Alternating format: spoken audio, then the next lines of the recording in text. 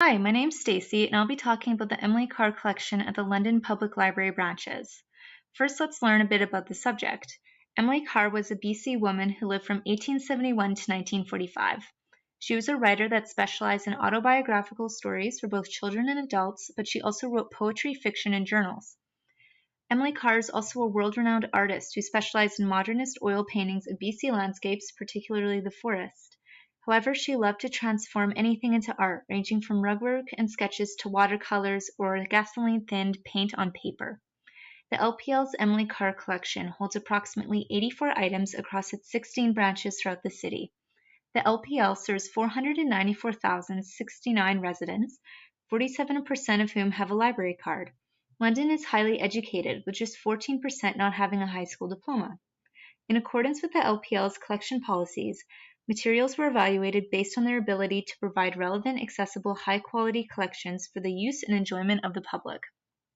The main users of the Carr collection are identified as grade school students and university art or English literature students, people in the literary or artistic communities, senior citizens, and young children.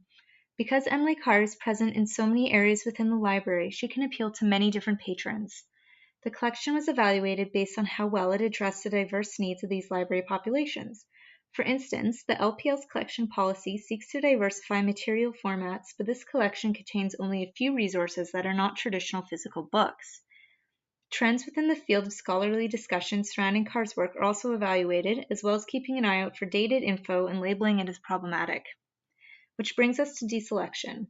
To best serve the LPL patrons, books containing reprints of her artwork should be readily accessible to those who want or need it. Her literature should be in good condition, and items about her life and work should be relevant and not look overly dated. Following the LPL's collections maintenance policies, items that contain outdated info, are older than about 10 years, or are damaged were chosen for deselection. A physical assessment of the LPL's central branch holdings was performed to aid in this process. Items containing art plates or pictures were more carefully scrutinized if they were technically old enough to be weeded. Art plate books are often expensive, and newer versions may contain plates of lesser quality. If the plates were of high quality, it was exempted. Some other deselection methods include using the Crewe and Musty guidelines. Age, appearance, and currency of info were the most common reasons for weeding out 10% or 9 items of the Carr collection. Accessible formats were preserved, as were local items or books with art plates. Next is the selection process. Items were chosen based on the LPL selection policies, the needs of the users, as well as expanding the available formats with items like ebooks. Book lists and award lists were consulted to identify quality items for acquisition. Items built to last were often chosen over, for example, paperback formats. In particular, books containing quality artwork will be a focus of the collection due to its greater likelihood of longevity. Duplicates were ordered for titles that were considered as part of the core collection. Also, since usage statistics are not available for analysis, the current status of the titles were considered indicators of overall popularity and use. Moving forward, more items that address a variety of accessibility issues should be added. Usage statistics may also be used to determine ordering duplicates of popular items and deselecting underused items. Marketing the Emily Carr collection may also include both formal and informal promotional methods, formal including advertising on social media outlets, giving presentations, and making displays, posters, and bookmarks.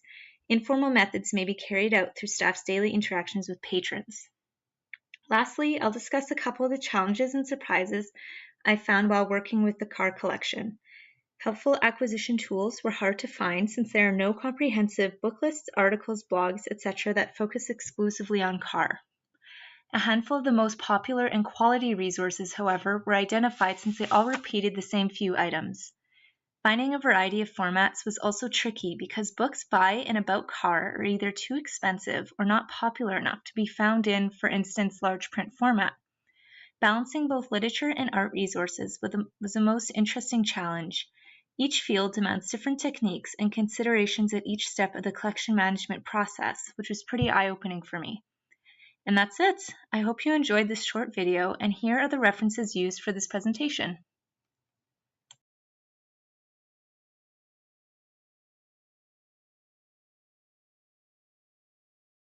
Created using Powtoon.